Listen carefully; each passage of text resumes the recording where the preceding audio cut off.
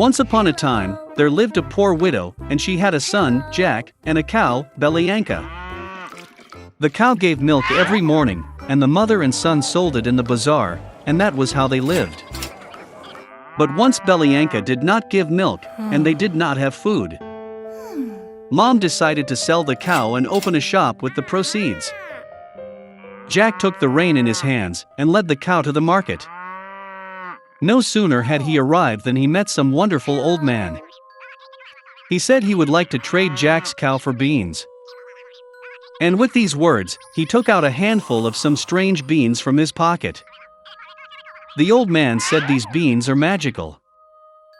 They need to be planted in the evening, and by morning they will grow to the very sky. Jack became very interested and agreed. The boy came home early. Mother was very angry that he gave the dairy cow in the whole neighborhood for a handful of some nasty beans. But Jack remembered the old man's words and decided that there was nothing to do, and planted beans in the yard. He went up to his attic sad, and fell asleep. In the morning, Jack woke up and saw something like a large tree in the yard. And this, it turns out, his beans sprouted, and the huge stem continued to grow upward until it grew to the sky. Jack jumped onto the stem and climbed up like a ladder. He climbed and climbed and climbed and climbed until, at last, he reached the sky. There he saw a long and wide road that led him to a huge castle. Jack went to his gate and knocked. The gate opened, and a tall woman stood on the threshold. Stuttering with fear, the boy asked for something for breakfast. The giantess let him in, but warned him not to catch the eye of her husband, because he is a cannibal. She took Jack to the kitchen. But before he had time to eat even half of his breakfast, suddenly the whole house shook from someone's steps. The boy was not taken aback and instantly jumped into the furnace.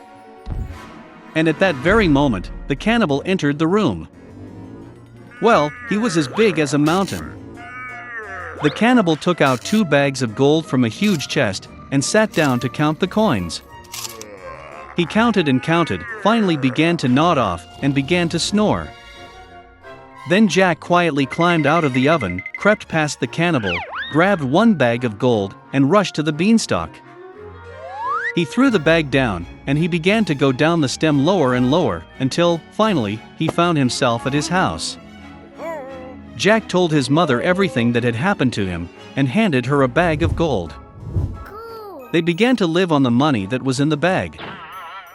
But eventually the sack was empty and Jack decided to try his luck one more time at the top of the beanstalk.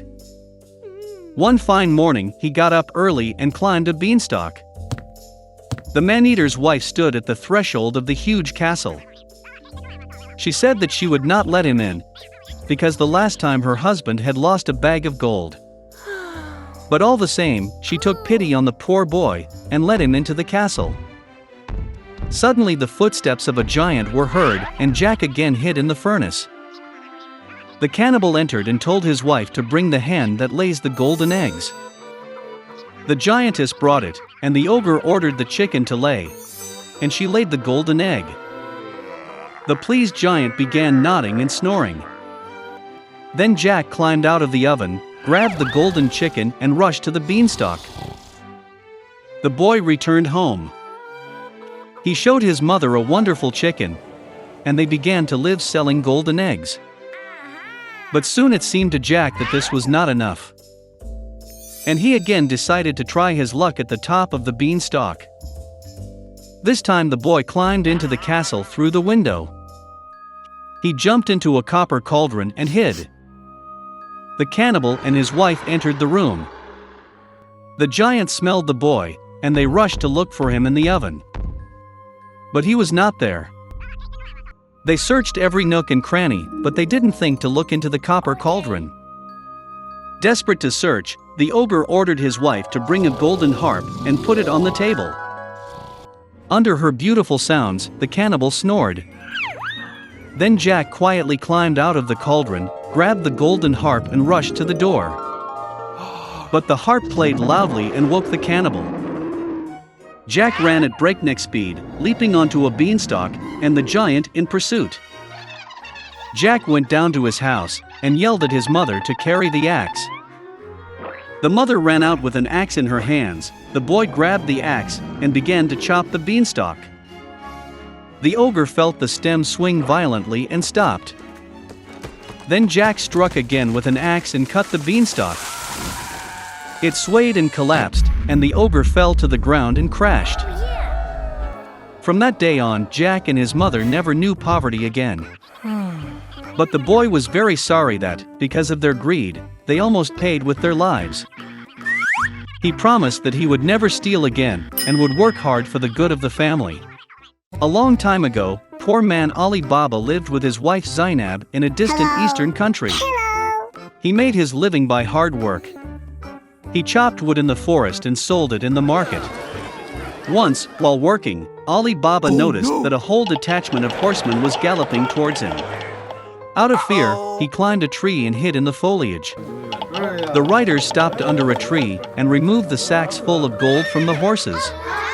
There were exactly 40 of them, led by the one-eyed chieftain Hassan. Ali Baba immediately guessed that these were robbers who had returned with their prey. Oh no! While Ali Baba was trembling with horror, the chieftain approached a rock nearby and whispered an incantation. Suddenly an inconspicuous iron door overgrown with grass opened in the rock. Cool!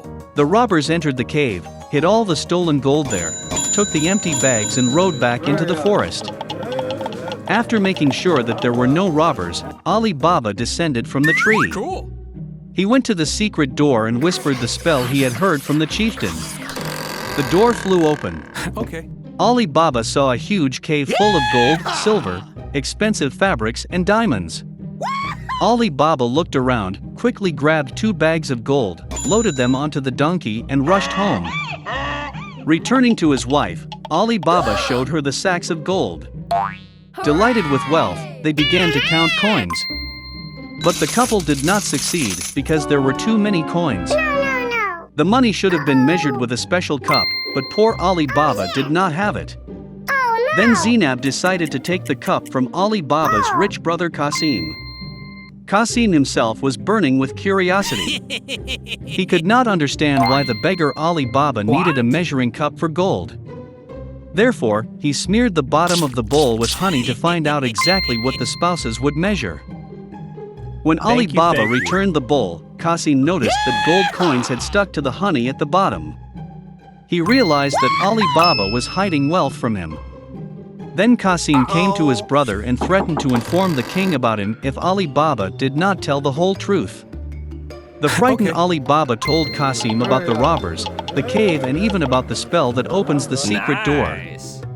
In the morning Qasim took 10 donkeys and headed to the cave.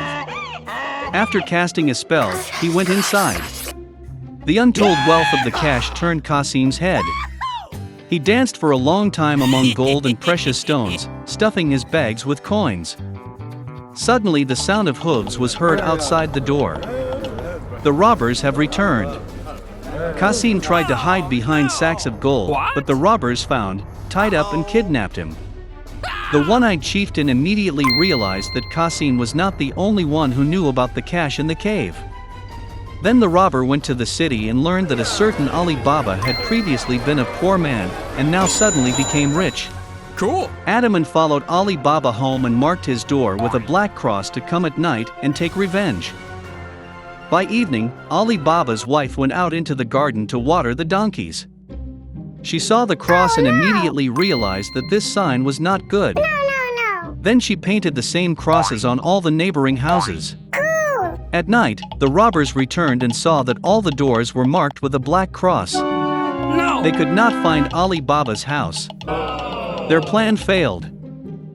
The next day, the chieftain hung 40 large jugs on the donkeys, hid the robbers in them, and set off for the city.